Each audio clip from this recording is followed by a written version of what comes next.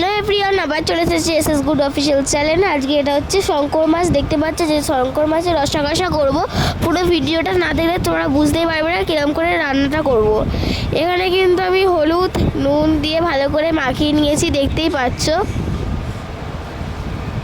আর এই যে কড়ায় তেল গরম হচ্ছে, আর মাছগুলো একটা একটা করে ছেড়ে দেবো। লাল লাল করে কিন্তু ভাজতে হবে, নাহলে একটা আষ্টানি গন্ধ হবে।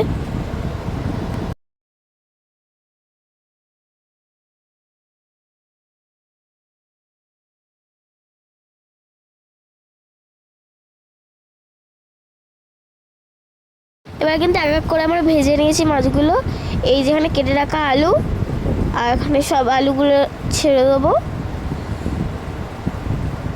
ছেড়ে দিয়ে সেটাকে ভালো করে লাল লাল করে এটাকেও ভেজে নিতে হবে।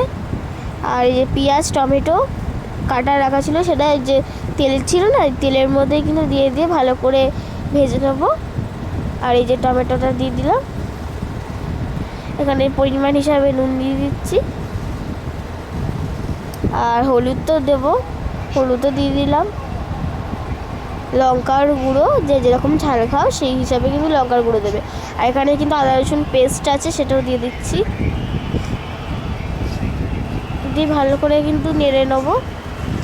আর কষে গেছে, কিন্তু এটা কষাচ্ছি, হতো কষানোটা হয়ে গেছে, তাই জন্য আমরা তেলটা ছেড়ে দিয়েছি। আর এখানে তাই জন্য জল ঢেলে দিয়েছি। আর এখানে টকবক করে ফুটছে। আর আলুগুলো দিয়ে দেবো, ভেজে রাখা যে আলুগুলো দিয়েছিলাম সেগুলোই দিয়ে দেবো।